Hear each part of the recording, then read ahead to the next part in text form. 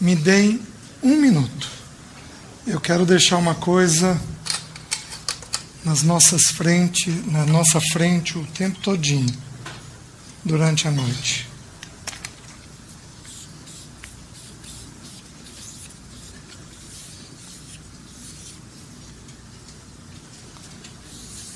No grego,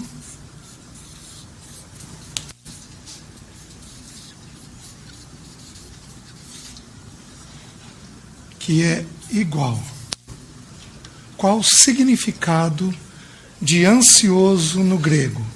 São 4 aplicações. Eu quero que isso fique na nossa mente para a gente poder entender o texto essa noite. Primeira aplicação: estar preocupado com cuidados. Primeiro significado de alguém ansioso: alguém que fica preocupado com cuidados, os mais diversos cuidados que forem. Segunda aplicação da palavra ansioso: estar alerta com algo. Segunda aplicação: um estado de alerta que nós temos, como se alguma situação grave, algum problema fosse ocorrer. Terceira aplicação: cuidar ou providenciar. Os irmãos lá de trás estão vendo? Mais ou menos? Se eu trouxer um pouquinho mais para cá, ajuda. Terceira aplicação, então: quando eu fico cuidando ou providenciando alguma coisa, isso é um sinal que eu estou ansioso. Quarta e última aplicação. Essa é um pouco menos comum, mas ela acontece com muitas pessoas. Procurar promover os cuidados de alguém, ou interesses de alguém.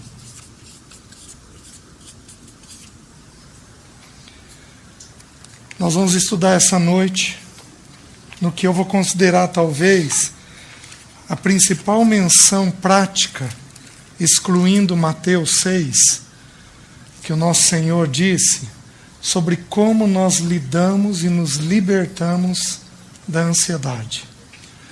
Ansiedade é basicamente pensar. A gente pensa nas preocupações que a gente tem com as pessoas, a gente fica alerta com alguma coisa, como se uma tragédia fosse acontecer. A gente fica cuidando e providenciando antecipadamente determinadas situações. Os irmãos estão se vendo? O grego é muito claro. A Bíblia é muito esclarecedora. E a gente fica procurando promover os cuidados de alguém, como se nós fôssemos o criador e o pai definitivo daquela pessoa. Todo ser humano nessa terra, todo ser humano, pertence a Deus Pai. E Ele é aquele que vai cuidar, providenciar quais as necessidades que essas pessoas vão ter. Vamos lá, vamos ter uma palavra de oração para a gente abrir os textos. Pai, dá-nos clareza essa noite. Senhor, dissipa os pensamentos indevidos da nossa cabeça. Dá-nos a mente de Cristo, para que o Teu nome seja glorificado no meio do Teu povo. Espírito de Deus, com toda a liberdade, toma a Tua palavra e aplica ela aos nossos corações. que nenhum de nós, nessa noite, tenha resistência ao ouvir a Tua palavra. Pelo contrário, que o Senhor encontre um campo aberto, um terreno próprio, para semear as Tuas verdades na nossa mente. Em nome de Jesus. Amém. Abram em Deuteronômio 32. Deixe-me lhes mostrar algo. Nós temos visto no mês passado, esse mês, que a ansiedade é um contraponto da filiação. Uma pessoa que não se vê filha de Deus, onde o pai não vai nutrir, não vai providenciar, não vai cuidar, ele não consegue ver Deus como um pai, providenciando as coisas para ele. Uma pessoa que não se vê como filha, ela se torna ansiosa. Uma pessoa que se vê como filha, não tem ansiedade. Então, o grande alvo de Satanás, não é à toa que no deserto, Satanás questionou por 2 vezes a filiação do nosso Senhor. Se és filho. Porque se Satanás conseguisse fazer com que o nosso Senhor não se visse como filho, o nosso Senhor seria tomado por sentimentos de ansiedade. Os irmãos estão me entendendo? A luta de Satanás é ocupar a nossa mente com muitas coisas, que não com a filiação de Deus.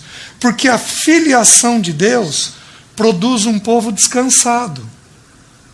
A filiação produz um povo liberto. Se, pois, o Filho vos libertar, verdadeiramente sereis livres. Quando eu me vejo como filho, eu sou completamente livre das mazelas desta terra, mesmo em face da morte. Meus queridos, porque alguns dos nossos irmãos na história da igreja morreram na fogueira cantando.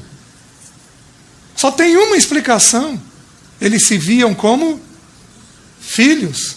Alguns na história da igreja, homens e mulheres, abraçavam a estaca em que eles seriam amarrados e queimados, beijavam a estaca e diziam: finalmente serei do meu noivo.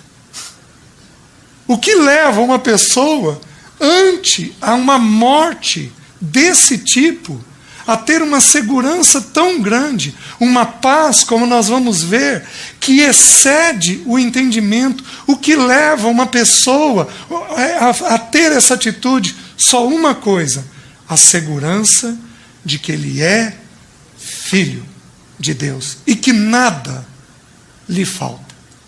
Tudo lhe pertence. Tudo é dele. Tudo está providenciado.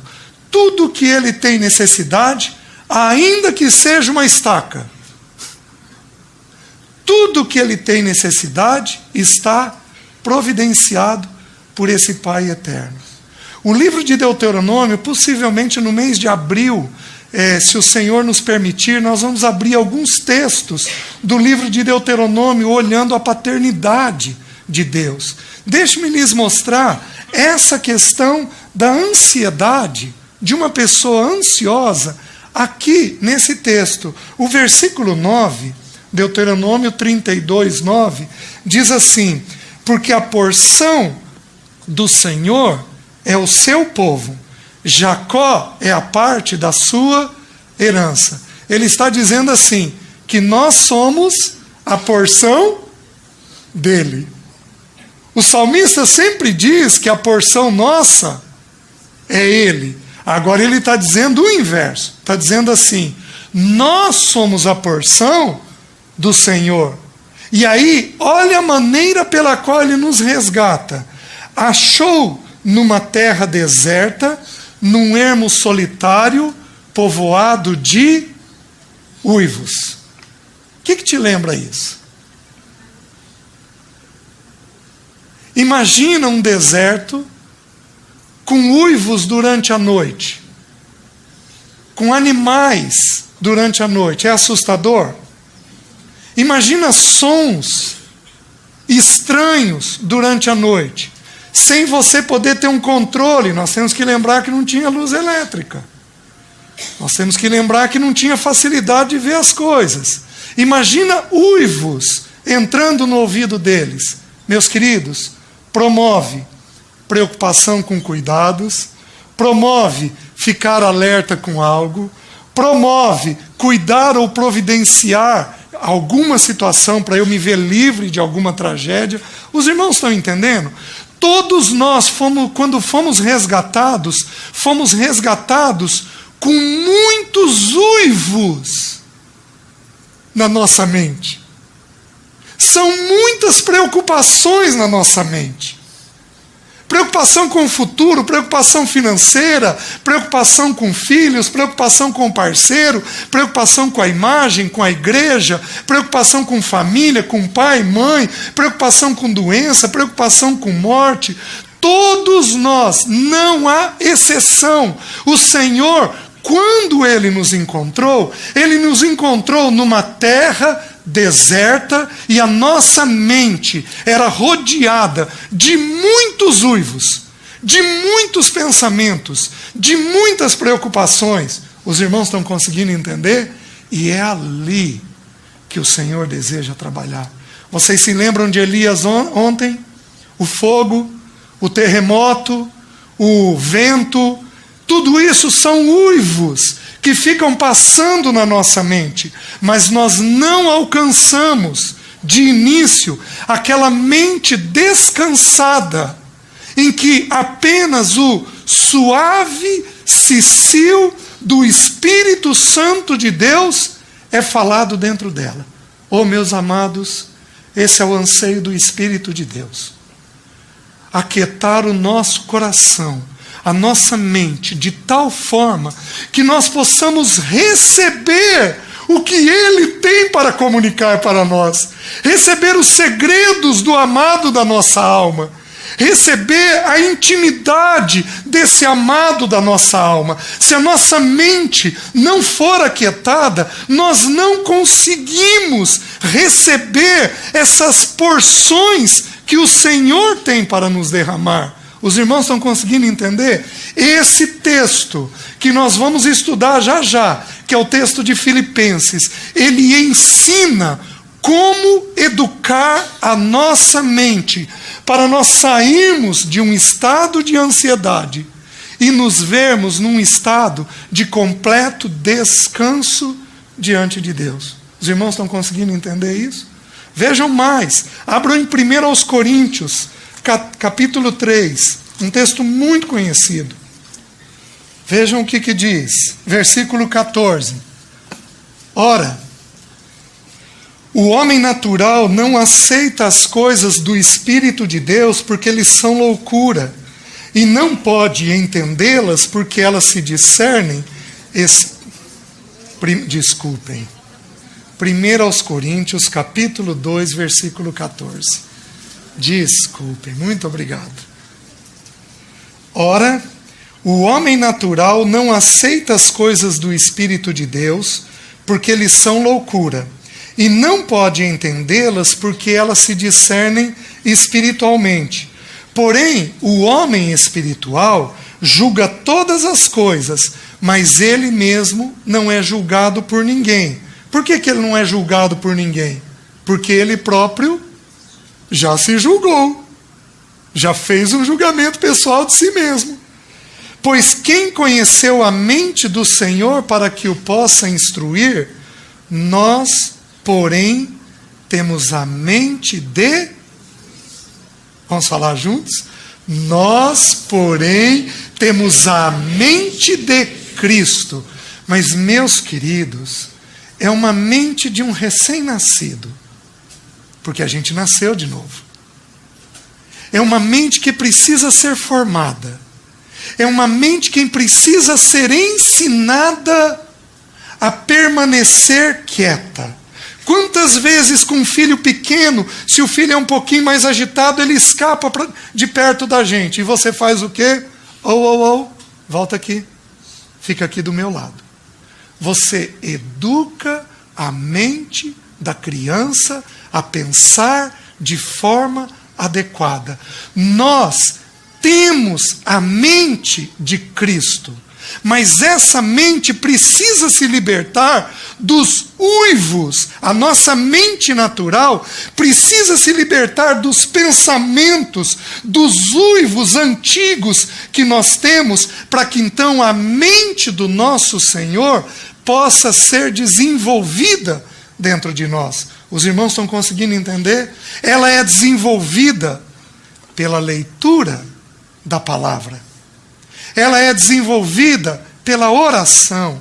Ela é desenvolvida pela comunhão com os santos. A palavra mente significa deliberações, propósitos, porque as deliberações nossas precisam ser as deliberações de Cristo. Meus queridos, o nosso bendito Senhor era manso. Nós temos condições de ter uma mente mansa. O nosso bendito Senhor era humilde. Nós temos condições de ter pensamentos de humildade. O nosso bendito Senhor tinha planos e propósitos, mas nenhum dele. Todos do Pai. O nosso bendito Senhor falava. O nosso bendito Senhor ouvia, mas Ele ouvia somente o que o Pai tinha para comunicar. Ele falava somente o que o Pai tinha para Ele falar. Ele tinha deliberações, propósitos na mente dele, completamente afinadas com o Pai eterno. Meus queridos, essa mente é que o Espírito Santo de Deus deseja produzir no meio do seu povo.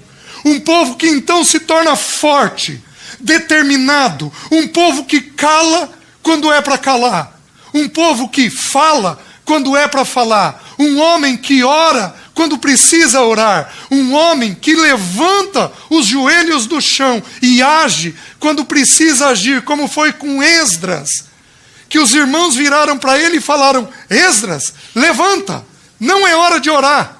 Abre a palavra e resolve o problema que tem que ser resolvido. Há tempo de orar, há tempo de tomar decisões. O Espírito Santo anseia por um controle pleno das nossas mentes, porque ali é que nós vamos então recebendo a comunicação do Espírito de Deus com o nosso espírito.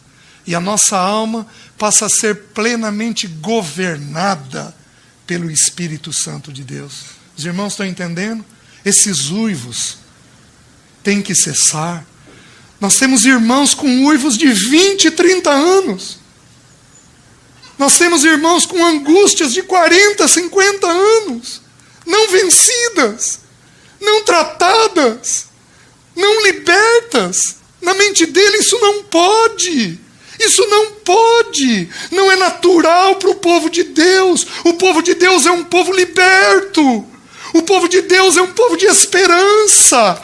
O povo de Deus é um povo completamente solto das amarras do pecado, das amarras deste mundo. Para isso, o Espírito Santo de Deus precisa aquietar a nossa mente. E estes uivos precisam desaparecer, para que a mente do bendito Senhor nosso seja formada em nós. Amém? Abram em Filipenses, capítulo 4. Vamos ler do 1 ao 9. Portanto, meus irmãos, amados e muito saudosos, minha alegria e coroa, sim, amados, permanecei deste modo firmes no Senhor. Rogo a Evódia, rogo a Sintique, pensem concordemente no Senhor. A ti, fiel companheiro de jugo, também peço que as auxilies, pois juntas se esforçaram comigo no Evangelho, também com Clemente e com os demais cooperadores meus, cujos nomes se encontram no livro da vida. Alegrai-vos sempre no Senhor. outra vez vos digo, alegrai-vos. Seja a vossa moderação conhecida de todos os homens. Perto está o Senhor. Não andeis ansiosos de coisa alguma. Em tudo, porém, sejam conhecidas diante de Deus as vossas petições, pela oração e pela súplica, com ações de graça. E a paz de Deus, que excede todo o entendimento, guardará o vosso coração e a vossa mente em Cristo Jesus. Finalmente, irmãos, tudo que é verdadeiro, tudo que é respeitável, tudo que é justo, tudo que é puro, tudo que é amável, tudo que é de boa fama, se alguma virtude há, se algum louvor existe, seja isto o que ocupe o vosso pensamento. O que também aprendestes, e recebestes, e ouvistes, e vistes em mim, isso praticai, e o Deus da paz será convosco. E o Deus da paz será convosco. Ansioso não tem paz. Ansioso é escravo de cuidados. Ansioso é escravo de preocupações. Ansioso não tem paz. O texto, do meu ponto de vista, ele é maravilhoso. Ele é único. Onde é que a ansiedade começa? No pensamento. O versículo 8 diz assim: seja isso o que ocupe o vosso. Mas não apenas isso. Olha como é que o texto começa. Eu tenho dito para os irmãos o seguinte, que a ansiedade é eu pensar alguma coisa fora do propósito de Deus. É quando a minha mente não está de acordo com a mente de Deus. Meus queridos, esse texto é maravilhoso. O versículo 6 vai falar, não andeis ansiosos. Mas olha como é que o texto começa, diz assim: rogo a Evódia, rogo a Sintique, pensem concordemente no Senhor. O texto começa dizendo que duas irmãs não pensavam de maneira adequada. Meus queridos, nós sabemos que o nome no hebraico ou no grego, especialmente no hebraico, ele tem um significado. Fala da pessoa, ou do papel, ou do caráter da pessoa. Vocês sabem o que significa Evódia? Evódia significa fragrância agradável. Olha quem era essa mulher. Vocês lembram, de acordo com a Escritura, que de nós sobe um aroma suave? Olha quem era essa mulher Evódia. Significa fragrância agradável. Uma mulher que amava o Senhor, que desejava o Senhor, mas uma mulher que entrou numa crise com uma outra mulher, dentro do reunir do povo de Deus. A palavra Sintique, essa mulher, Sintique significa com destino. Uma pessoa que sabia o que queria, que tinha destino na vida dela. Meus queridos, duas mulheres que amavam profundamente ao Senhor, mas que mesmo amando profundamente ao Senhor, tiveram um problema de relacionamento. Por quê? Porque elas não pensavam segundo o Senhor. Pensem concordemente no Senhor. Aprendam a pensar a situação segundo o Senhor. Eu não sei se você se lembra, lá em Atos 16, não abram. Lá em Atos 16, quando a igreja começou em Filipos, vocês se lembram como é que começou? Paulo foi evangelizar numa reunião de mulheres. As mulheres não podiam frequentar a sinagoga, então como é que uma mulher que amava o Senhor fazia? Elas iam para a beira de um rio.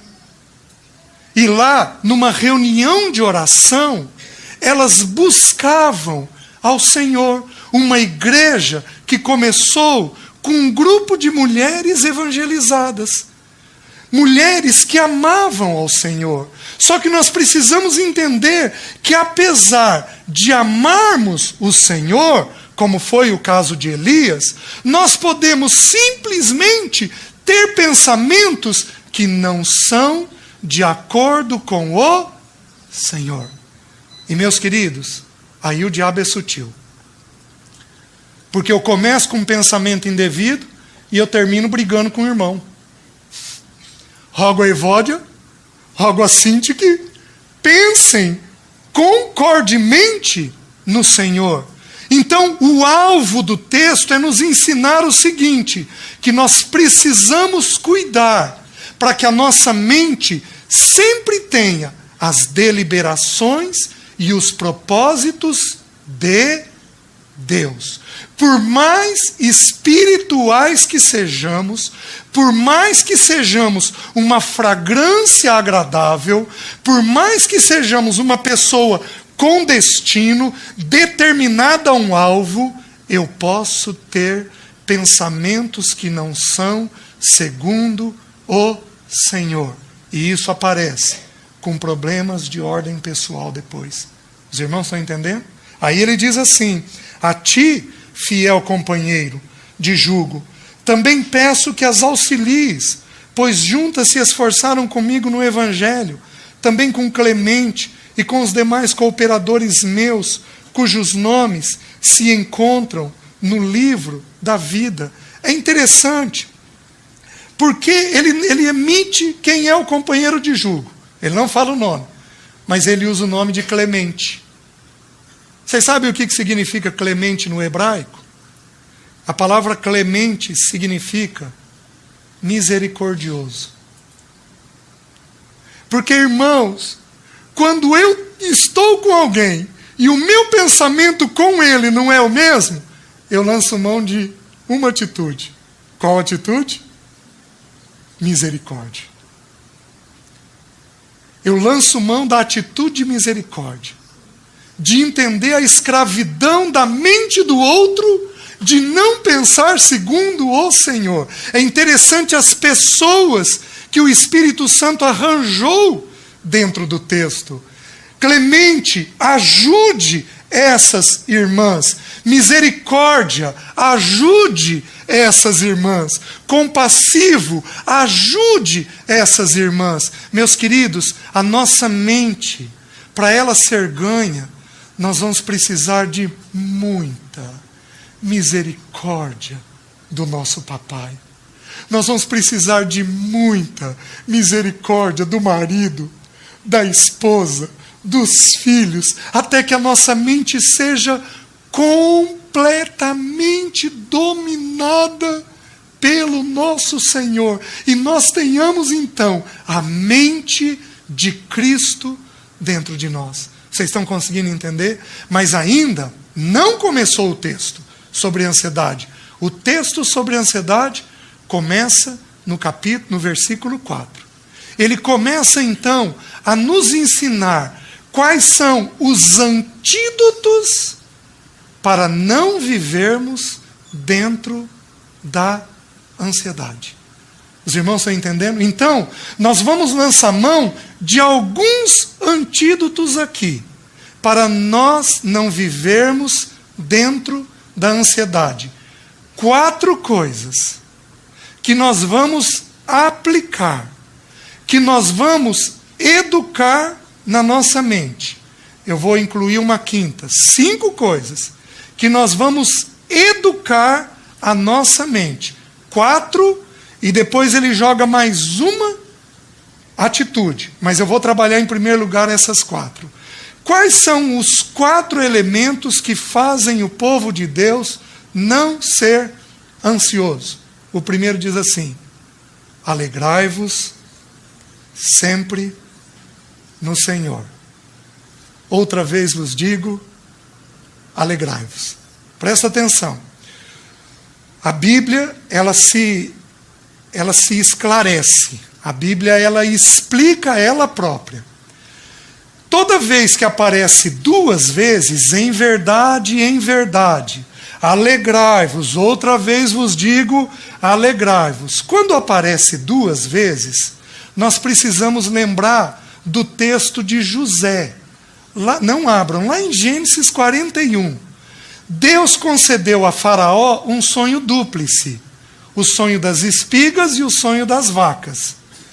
E José, ao interpretar pelo Espírito Santo, ao interpretar para Faraó o sonho, José diz assim: Faraó, o sonho é dúplice, porque Deus se apressa em fazê-lo. Então, quando a palavra de Deus traz uma duplicidade, é porque Deus se apressa em fazer. É porque o assunto é para ontem. O assunto não é para eu pensar, não. O assunto não é para eu, daqui um mês, daqui 2 meses, eu vou resolver como é que eu vou fazer isso daqui. Quando a palavra traz uma ordem em duplicidade, é porque isto é urgente. Deus se apressa em fazê-lo. O que Deus se apressa em fazê-lo? Alegrai-vos sempre no Senhor. Outra vez vos digo, alegrai-vos. Essa palavra Senhor, ela é curiosa. Porque nós estamos habituados a Senhor no sentido de Yahvé. Mas essa palavra Senhor, ela não é Yahvé. Ela é kurios no grego. Sabe o que significa? Aquele a quem uma pessoa ou uma coisa pertence. Então vamos entender o texto. Aquele a quem uma pessoa ou uma coisa pertence. O texto está dizendo assim: alegrai-vos sempre naquele a quem você pertence. Aquele a quem todas as coisas deste mundo pertencem. Alegrai-vos naquele que tem o poder de trazer qualquer coisa que você tem necessidade para você. Alegre-se naquele que governa pessoas e coisas com a mão dele. Alegre-se naquele que tem o poder de fazer as coisas serem realizadas na sua vida. Se ele não está realizando, é porque não é necessário. Aquilo que Deus não realiza nas nossas vidas, é porque não é necessário para nós. Alegre-se naquele que governa pessoas e coisas na sua vida. Nada lhe falta. Vocês se lembram de Romanos, que diz que ele é o Deus que chama à existência as coisas que não existem. Por que eu vou andar preocupado com os cuidados do dia de amanhã? Por que eu não preciso? Porque o kurios, o Senhor que eu tenho, ele detém na mão dele pessoas e coisas. Nada, em momento algum, nos falta. Meus irmãos, se Deus leva um irmão à fogueira, é porque naquele momento, qual é o propósito de Deus? Qual é a providência? O kurios está providenciando o que para aquele irmão? Uma fogueira. Simples. Não tem complicação. Ele, como papai, providencia para todos nós aquilo que ele tem necessidade. Aquilo que nós temos necessidade. No mês que vem, no mês de março, nós vamos estudar sobre o filho sendo conduzido às dores. Nós vamos estudar o problema do sofrimento. Como é que o Papai Celeste enxerga as nossas dores. Nós somos ansiosos porque nós não queremos sofrer. Por isso nós somos ansiosos. Nós nos sentimos tensos quando a gente vê que a gente está sofrendo e que algo está nos faltando. Eu quero providenciar os cuidados de amanhã. Eu quero me livrar das coisas perigosas que eu tenho. Mas, meus queridos, o nosso Senhor, o curioso da nossa vida, Ele governa as estrelas, governa os exércitos dos céus, governa os exércitos da terra. Nada nos falta. Se um irmão não nos atender, ele envia um anjo, que são agentes, ministradores de Deus a nosso favor, de acordo com Hebreus. Nada nos falta diante desse papai, diante desse Senhor. Nada nos falta. Alegrai-vos no Senhor. Outra vez vos digo, alegrai-vos. Nossa mente precisa encontrar contentamento naquilo que Ele faz. Nossa mente precisa encontrar alegria e gratidão naquilo que Ele faz. Que triste quando nossos filhos queixam de nós. A queixa é uma ofensa à paternidade de Deus. A queixa é uma ofensa à paternidade de Deus, porque quando eu queixo, eu estou dizendo que este papai não sabe aquilo que está fazendo com a minha vida. Isso é uma ofensa, porque Ele é um Pai perfeito, Ele é um Pai santo, justo, que providencia tudo aquilo que eu tenho necessidade. Alegre-se neste papai, neste curioso, que pode mover qualquer necessidade da noite para o dia, mas que se Ele não mover, é porque eu não preciso.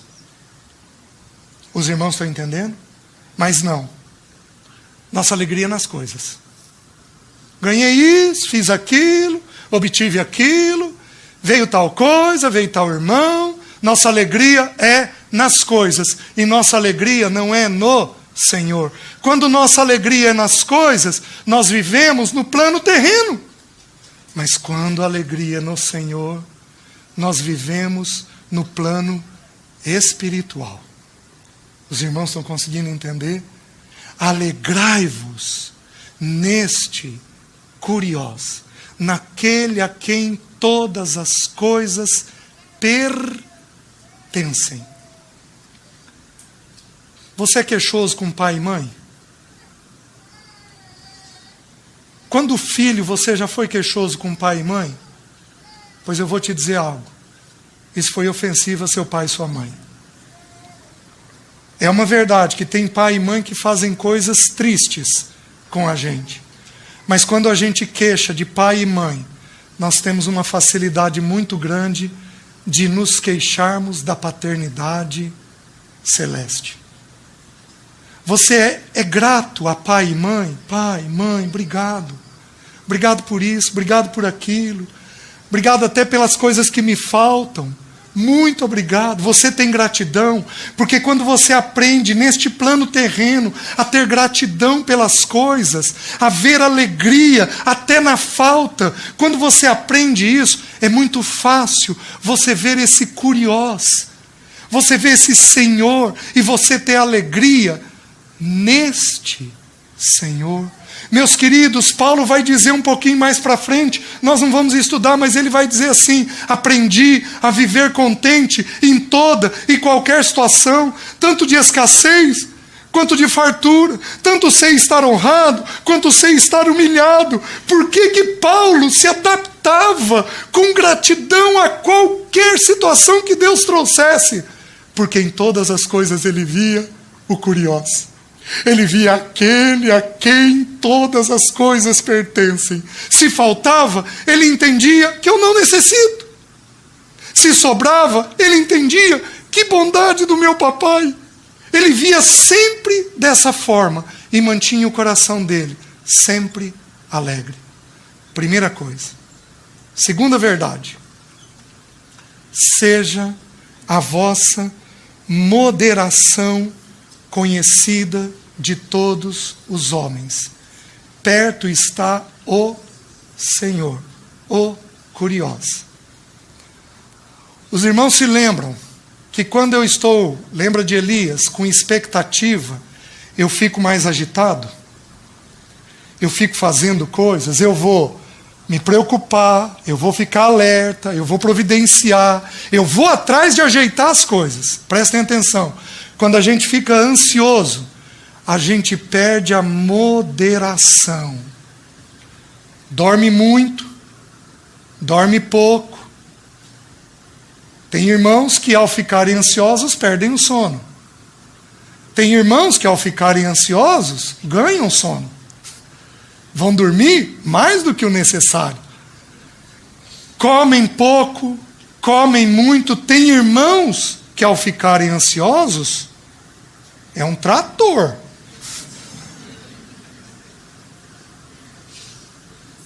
Para comer. Tem alguns que perdem o apetite, perdem a moderação,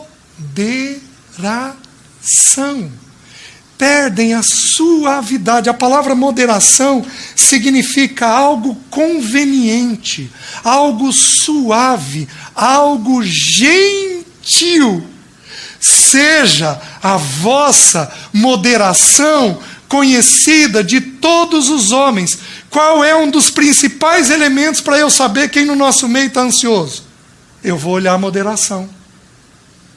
Agitou demais ou de menos, dormiu demais ou de menos, comeu demais ou de menos, briga demais ou de menos, briga muito ou se isola completamente. Tudo isso é um sinal de excesso, é um sinal que a pessoa perdeu a moderação dentro dela. Ela não é equilibrada, ela perde, de acordo com o grego, a suavidade e a gentileza dentro dela.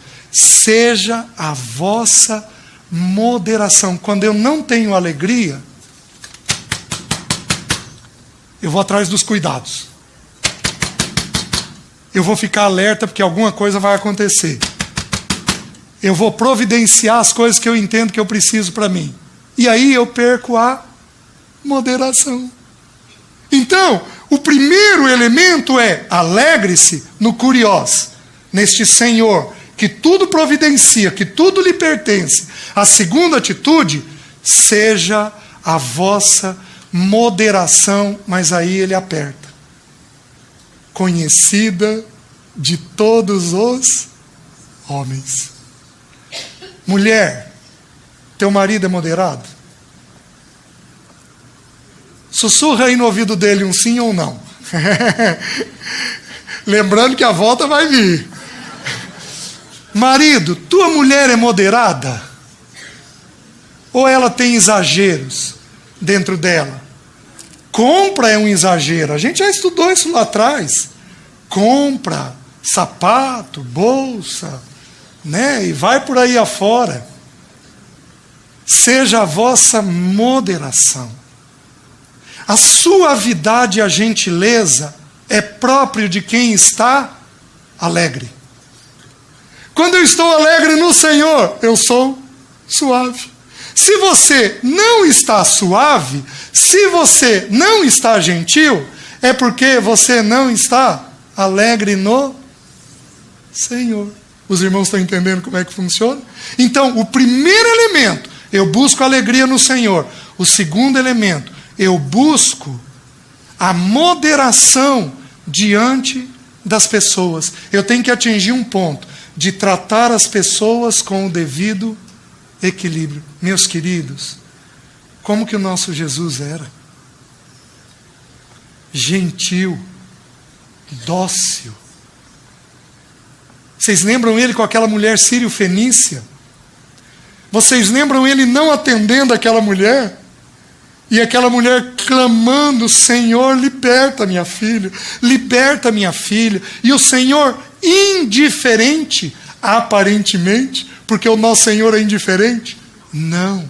Ele tinha moderação, ele tinha gentileza, ele ficou quieto porque ele precisava destacar uma verdade. Eu não vim para os de fora, eu vim para Israel. E ele vira e diz para ela: não é bom tomar o pão dos donos e dá-los aos cachorrinhos. E aquela mulher, num ato de fé, ela diz: mas meu Senhor, eu sou um cachorrinho, eu não sou israelita, eu sou de fora da nação, mas meu Senhor, os cachorrinhos comem debaixo da mesa do seu Senhor. E o nosso irmão mais velho, moderado, gentil, suave, ele vira e diz: vai, minha filha, tua filha já está liberta. Um irmão, o nosso irmão mais velho, é completamente moderado. Até quando ele fica quieto, ele sabe exatamente o que ele está fazendo. Ele não fica quieto à toa. Até na quietude dele, até na quietude do Pai, eles têm gentileza, suavidade conosco. E nós temos que aprender esta moderação uns com os outros. Quando somos assim, estamos nos livrando da ansiedade. E aí ele diz uma coisa impressionante.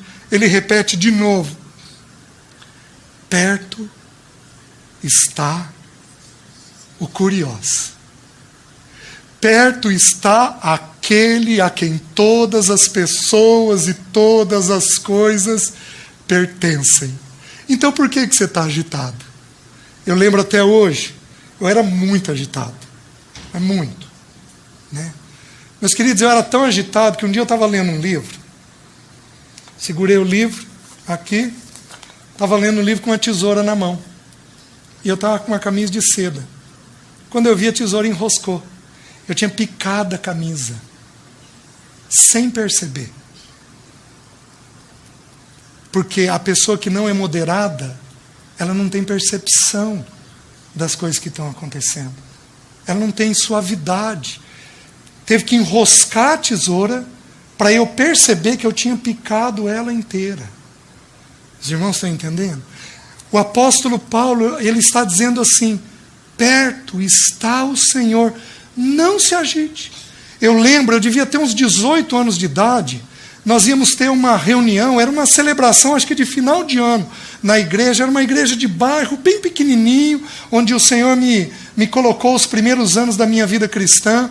E o pastor da congregação, ele era um missionário norte-americano, um irmão muito querido, muito querido. Eu, numa agitação, porque eu tinha pego tantas responsabilidades, eu lembro até hoje, ele virou para mim e falou: César, senta. Deixa que agora sou eu quem faço. Ele foi um pai, educando a minha mente. O texto está nos dizendo assim: para com a agitação, seja suave, seja moderado, seja gentil. Por quê? Porque perto está aquele que providencia todas as coisas. Ele não tira os olhos de você. Ele não tira os olhos. Você é menina dele, menina dos olhos dele. Ele não tira os olhos. Você pertence a ele. A minha porção é o meu povo. Ele está completamente, o tempo todo, nos vendo, nos cuidando, nos atendendo, gozando de uma doce intimidade conosco. Ele nos deu o bendito Espírito Santo de Deus, um companheiro que está ao nosso lado o tempo todo. Está ao nosso lado, falando conosco, comunicando a nós e trazendo tudo aquilo que nós temos necessidade. Perto está o Senhor. Não precisa agitar para providenciar, porque Ele, no tempo dele, da forma dele, vai providenciar. Eu lembro de uma história que eu li num livro chamado Fé e Finanças no Reino de Deus, do Loren Cunningham, aquele irmão que iniciou a Jocum. Ele diz que eles, numa reunião de oração, eles tiveram uma direção do Senhor de levantar um grupo missionário para um país da Ásia. Então muitos irmãos tiveram o desejo de se oferecerem para missões, e eles ali consagraram as suas vidas. E cada missionário tinha que levantar seu próprio sustento. Então eles tinham ali, acho que 3, 4 meses até a viagem, O que aconteceu? Todos os irmãos levantaram sustento, menos um rapaz. Esse rapaz procurou o Loren depois de uns dias e falou: irmão Loren, eu tenho o desejo, o chamado, mas eu não tenho recurso. E o Loren tinha dinheiro guardado. O Loren chamou a esposa, conversou com a esposa, oraram para ofertar aquele dinheiro e o Senhor fechou o coração deles. Diz que não era para dar. Tá bom. Então o irmão foi passando os dias e o irmão não conseguiu levantar oferta nenhuma. O que esse irmão fez? No dia da viagem, ele arrumou a mala, esse missionário, e foi para o aeroporto. Gente, impressionante o que o Espírito faz. O avião taxiou, chamaram para o embarque, e o rapaz com a mala não tinha passagem, não tinha dinheiro, não tinha nada. O Loren viu a situação, chamou a esposa e falou: querida, vamos orar. Oraram e o Senhor não permitiu que eles ofertassem. Enquanto eles estavam orando, um irmão entrou correndo no aeroporto, que conhecia o Loren, e falou: irmão Loren, eu estava orando há 2 horas em casa e o Senhor me falou para vir com urgência para o aeroporto. Perto está o curioso. Perto está aquele a quem tudo pertence. Perto está aquele que tem todas as pessoas na sua mão. Irmão Loren, eu estava orando e o Espírito me falou para vir até o irmão, que o irmão saberia o que fazer com este dinheiro. Aí o Loren diz assim: se eu tivesse dado, aquele irmão não teria ouvido a voz de Deus.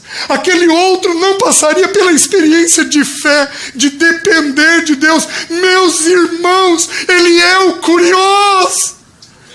Ele é o bendito Senhor, que move todas as coisas com a mão dEle, que no devido tempo, da forma adequada, Ele move as coisas. E simplesmente o que é necessário acontece para nós. Amém? Seja a vossa moderação, seja a vossa gentileza, seja a vossa mansidão conhecida de todos os homens. Segundo antídoto para a ansiedade. O primeiro, a alegria. O segundo, a moderação. Terceiro antídoto, diz assim: não andeis ansiosos de coisa alguma. Em tudo, porém, sejam conhecidas diante de Deus as vossas petições pela oração e pela súplica. Terceiro antídoto: todas as coisas, os cuidados, os alertas, os medos, as coisas que eu quero providenciar, tudo isso precisa ser colocado em oração. Meus queridos, por que oramos? Nós oramos para que o céu seja movido? Não. Nós oramos sempre, sem cessar, para que o nosso coração seja ajustado ao coração do nosso Pai. Eu sou como uma criança. Você é como uma criança que tem que ter liberdade de pular no colo do pai e dizer o que você deseja.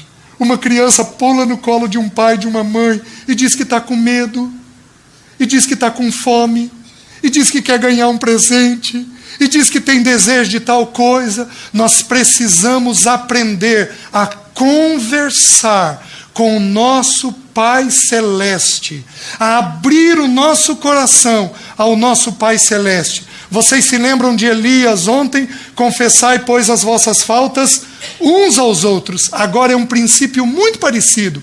Eu preciso dizer ao meu Pai as coisas que estão angustiando o meu coração. Meus queridos, nós oramos pouco.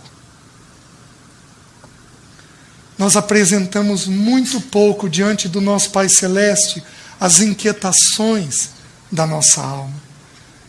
Nós não temos a liberdade de um filho, me parece às vezes, de ir e de expressar, mas não apenas pela oração. Ele acrescenta uma coisa curiosa. Ele diz aqui que nós também vamos suplicar.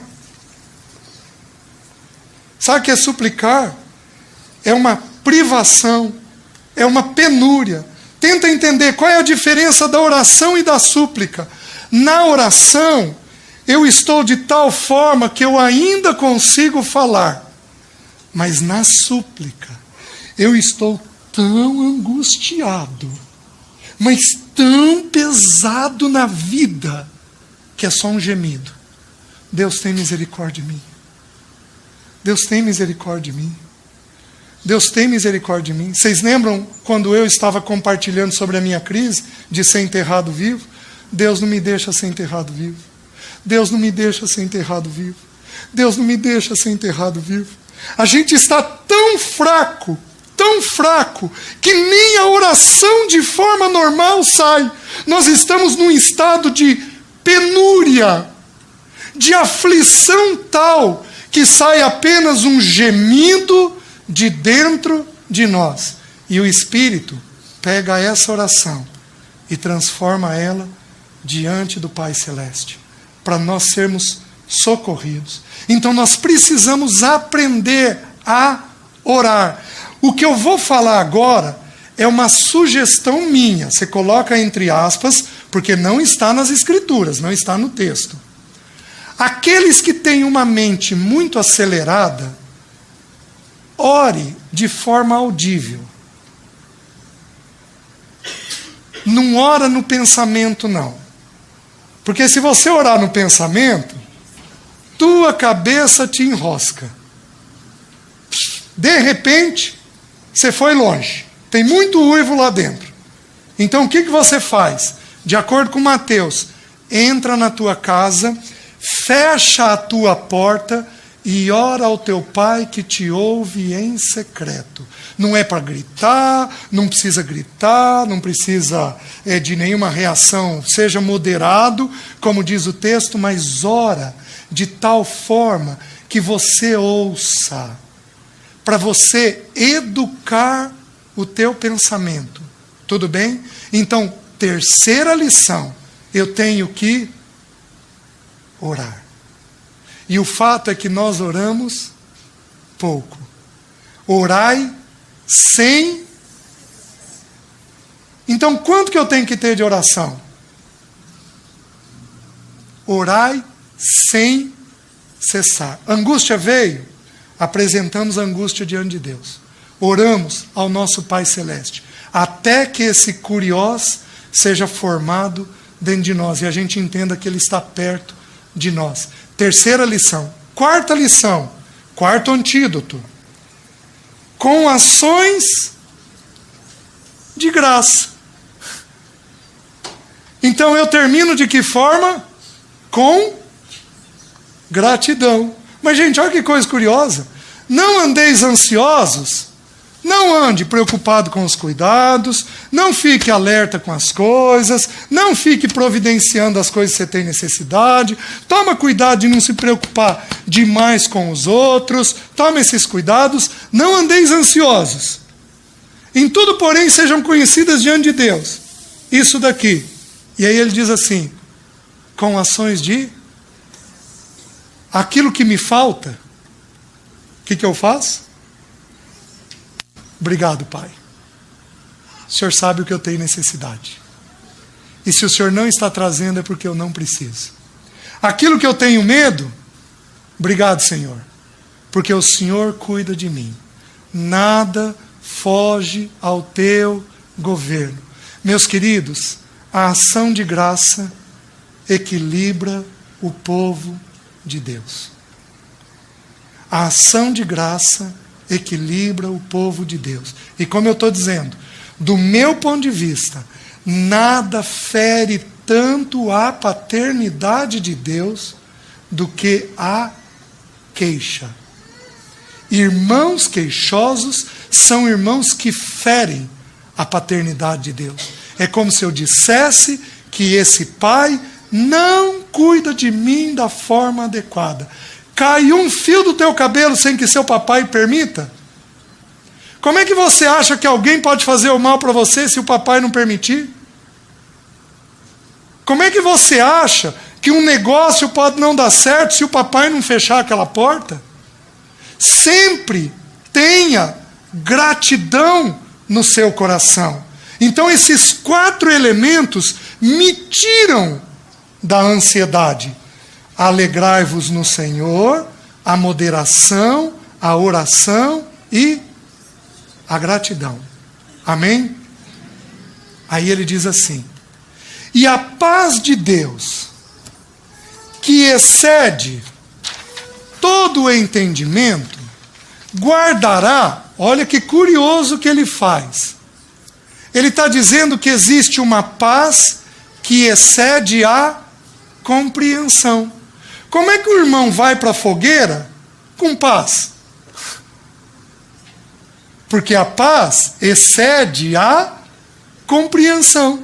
Como é que eu posso ser zombado e desprezado pelos outros e ficar inteiro?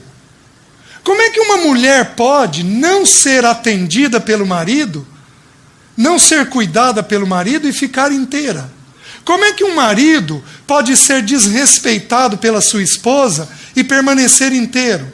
Como é que um filho pode permanecer inteiro não sendo atendido pelos pais? Pela paz que excede todo entendimento. 4 lições: alegria no Senhor, moderação, oração e gratidão. E aí ele diz assim: e a paz que não tem explicação. Tem 1000 caindo à tua direita e 10.000 à tua esquerda. Não tem explicação. E a paz que excede a compreensão, ou seja, a situação mudou. Por que Deus não muda algumas situações nossas? Porque Deus quer nos ganhar internamente antes de mudá-la. Ele quer ter o pleno domínio nosso antes de mudar a situação. Deus usa as situações para educar a nossa mente no Senhor. Então Deus não muda determinadas coisas até que a nossa mente alcance plena segurança nele. Então a paz que não tem explicação ganha em primeiro lugar o meu coração e depois a minha mente. E a paz de Deus, que excede todo o entendimento, guardará os vossos corações e as vossas mentes em Cristo Jesus. É interessante, se é que eu posso dizer isso, estou dizendo com o maior respeito a quem compartilhou isso comigo de ontem para hoje. De ontem para hoje, vários irmãos me procuraram e falaram assim: César, como meu coração está em paz.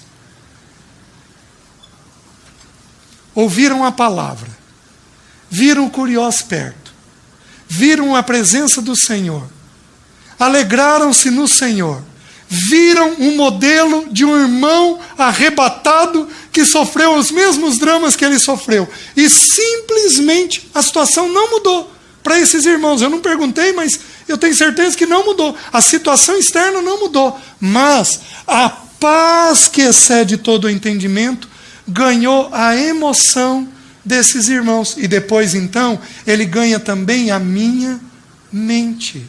Meus queridos, você entende por que Deus não pode nos aliviar com rapidez? Se Ele te alivia, você não aprende a viver diante da oposição da vida. É igualzinho um filho nosso. Se você der tudo para o seu filho, você produz um fraco. Você tem que deixar o teu filho ter algumas dificuldades, ter a oposição, para ele desenvolver musculatura, vigor emocional, para enfrentar a vida. O nosso Pai Celeste faz a mesma coisa conosco. Ele não nos alivia rapidamente. Por quê? Porque Ele precisa nos fortalecer internamente diante das oposições que a vida traz, até que a minha mente e o meu afeto esteja ganho por Ele. Aí ele simplesmente vem e muda a situação. Mas quando ele muda, já não faz mais diferença para nós. Porque nós aprendemos a ter uma paz que excede todo entendimento. Os irmãos estão entendendo? Então esses 4 elementos são os antídotos naturais para não andarmos em ansiedade. Só que aí ele termina com uma coisa, e eu vou encerrar com esse ponto. Aí ele diz assim: finalmente, irmãos, porque a ansiedade começa onde? Esse texto é um sanduíche. Tem alguns textos nas Escrituras que são um sanduíche. Salmo 22, 23 e 24. Jesus como servo, Jesus como pastor, Jesus como rei. É um sanduíche. Romanos 6, 7 e 8. E aqui nós também temos um sanduíche. Rogo a Evode e Sinti que pensem concordemente no Senhor. Pensamento. Aí ele coloca as questões da ansiedade. Alegrai-vos no Senhor, moderação, oração, gratidão. Aí ele de novo vira e diz assim: finalmente, irmãos, tudo que é verdadeiro, tudo que é respeitável, tudo que é justo, tudo que é puro, tudo que é amável, tudo que é de boa fama, se alguma virtude há, se algum louvor existe, seja isso que ocupe o vosso. Meus queridos, não há condições de avançarmos na carreira cristã se os uivos, se os pensamentos fora do Senhor não desaparecerem.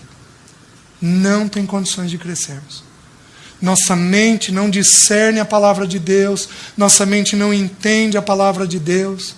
Alguns, eu não sei se vai ser possível ou não, ou em março ou em abril, se o Senhor vai dar permissão de falar sobre Jonas. Porque muitos de nós aqui fugimos, a gente foge. Muitos de nós aqui construímos um balãozinho de gás. A gente fica imaginando, nossa, vou fazer esse negócio, vou ganhar tanto, vou fazer aquilo, vou ganhar tanto, vou falar com o irmão, vou resolver assim, desse jeito. A gente constrói um balãozinho de gás. O problema é que balãozinho de gás não é verdadeiro. Ele murcha. Ele é cheio de gás. Aquilo não é sólido no Senhor. Tem muitos irmãos, mas não é nenhum nem dois, não. Tem muitos irmãos no nosso meio que constroem esse balãozinho de gás e que gastam energia, que gastam tempo, que gastam vigor emocional e espiritual inventando coisas na mente. Então Paulo vira e diz assim: finalmente, irmãos, tudo que é verdadeiro. A primeira coisa que você tem que entender, que se algo é de amanhã, se algo é uma possibilidade, você tem que verificar se aquilo não é fantasia. Se aquilo não é um jeitinho da tua cabeça aliviar as coisas que você tem. O que é essa palavra verdadeiro? É aquele que ama a verdade, é aquele que fala a verdade, é aquele que é sincero. A palavra sincero é sem cera. Ele é sincero, não tem nada lustrando. Os balãozinhos de gás que a gente constrói, é tudo lustrado, é tudo bonitinho. A grande maioria das coisas não vão ocorrer na vida da gente, por isso não são verdadeiras. E isso não pode ocupar o nosso pensamento.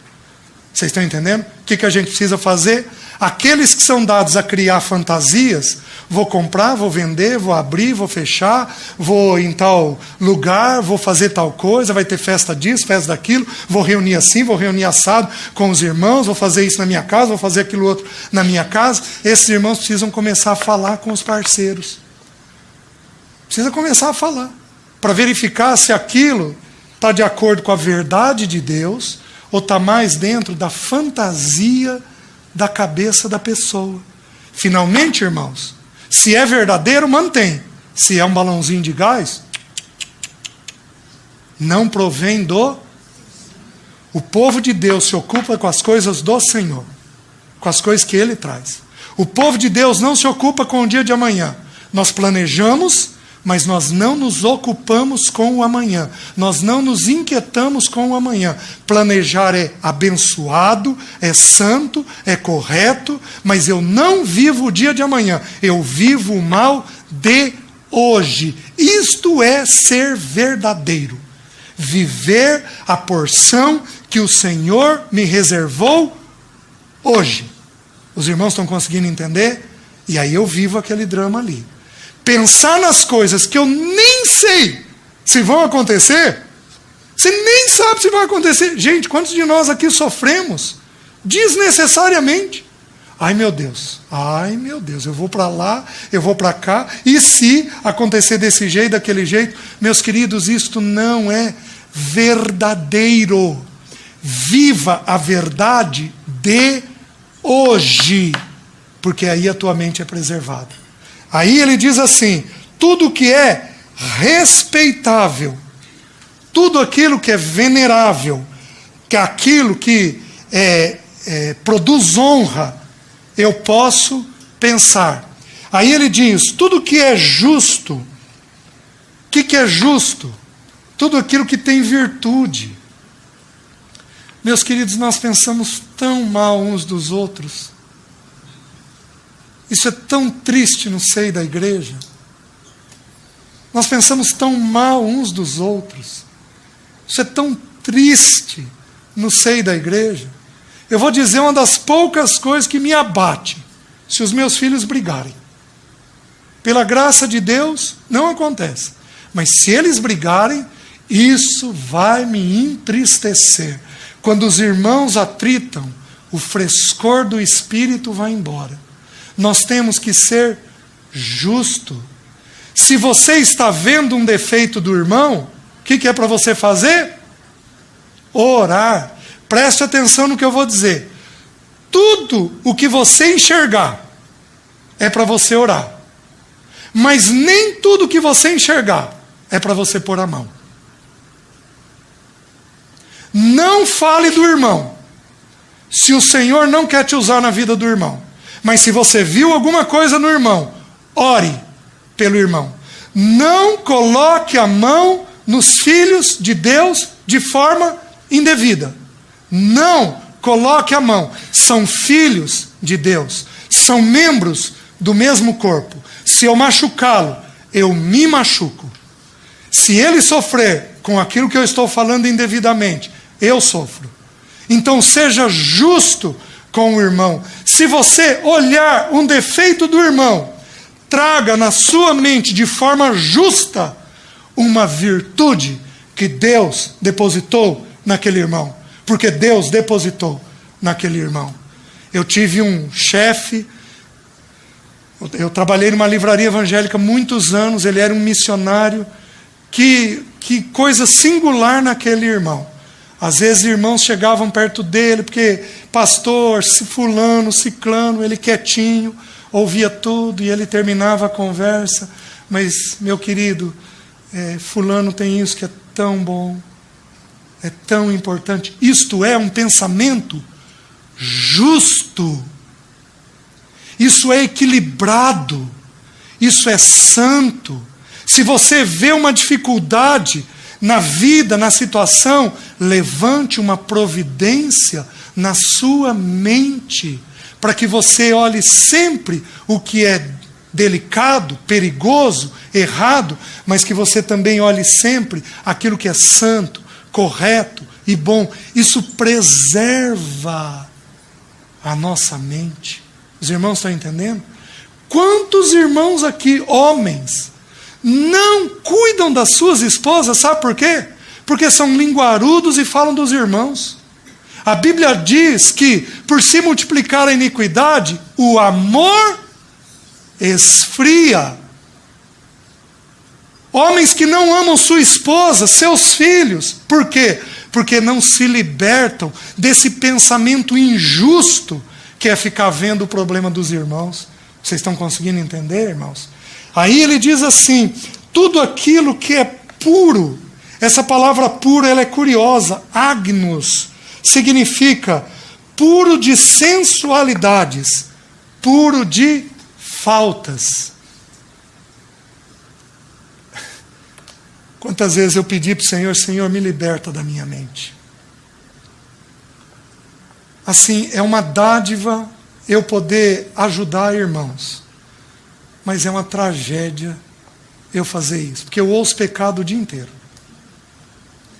Aí, quando um mês depois eu vou conversar com outro irmão, e ele me conta algo parecido, eu já imagino se não tem os pecados daquele que eu ouvi um mês atrás. Isso é falta de pureza. A pessoa pura, ela não vê as maldades.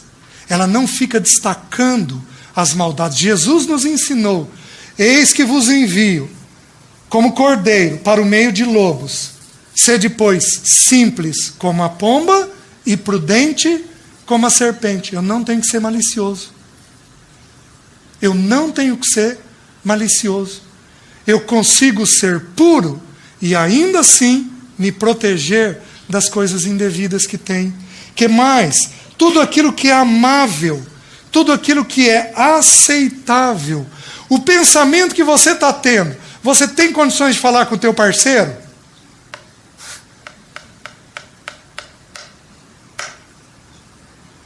Você tem condições de falar com o irmão da igreja? Então olha os nortes que a Bíblia está trazendo. Tudo aquilo que é amável. Amável significa aceitável. Se você não pode falar na presença de outra pessoa, é um sinal que talvez você não devesse nem pensar.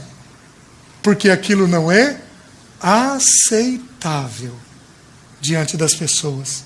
Tudo que é de boa fama, sabe o que é de boa fama? Que soa bem. Gente, é tão gostoso a gente ouvir um elogio. É tão gostoso a gente ouvir um incentivo. É tão gostoso, soa tão bem a gente vê coisas boas. Soa tão bem a gente vê as verdades, ainda que negativas, mas soa tão bem a gente vê as verdades. Meus queridos, soou bem, eu penso. Não soou bem, eu tenho que educar minha mente. Porque é isso que me coloca no quadro de ansiedade. Que mais? Toda virtude, toda conduta virtuosa, né? Essa palavra, ela significa, ela aparece essa única vez nos escritos de Paulo. Só essa vez que aparece essa palavra virtude. Ela é tirada do grego e ela significa literalmente o seguinte: é uma classe de excelência de todas as coisas.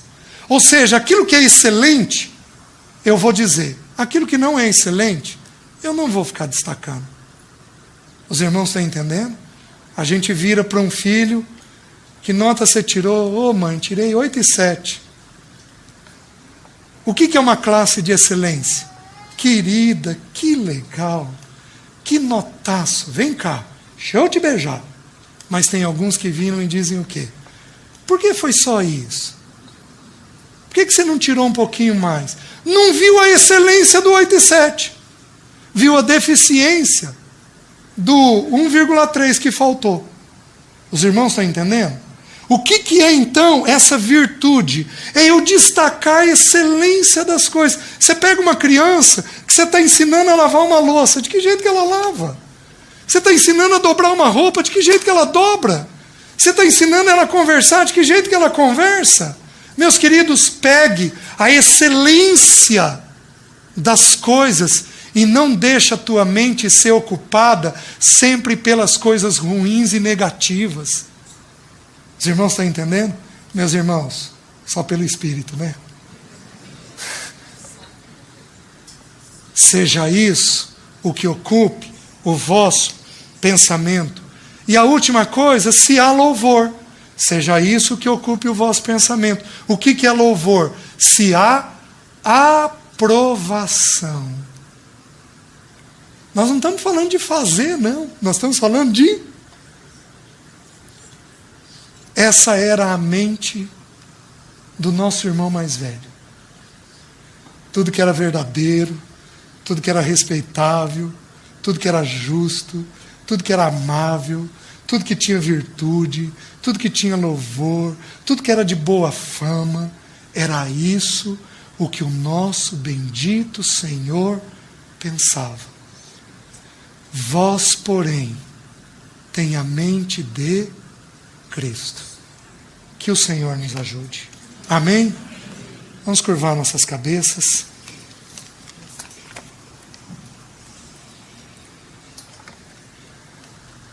Pai amado, perdoa a multidão dos nossos pensamentos. Perdoa as nossas ansiedades.